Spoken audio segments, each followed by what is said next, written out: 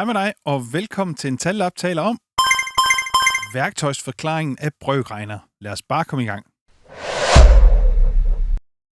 Som I kan se her, så har vi altså Tallabs brøkregner her, og det første, vi skal beslutte os for, det er, hvilken regneart vi vil bruge.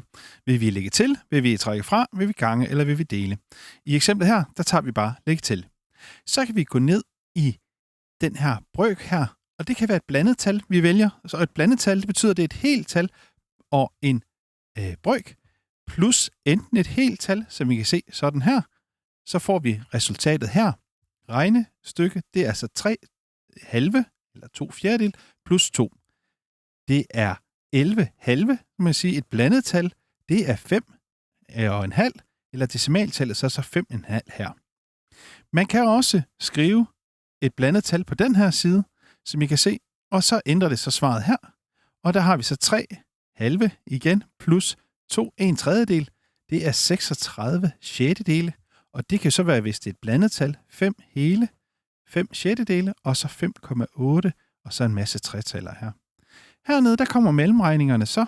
Brøk 1 som uægte brøk, og det er fordi, at tælleren er større end nævner, den bliver uægte. Og det samme gør man hernede, og det er fordi, man ganger tælleren op, altså det hele tal heroppe i tælleren her. Men det står alt sammen her, det er simpelthen forklaret hele vejen igennem, og det tror jeg jo på, det skal være.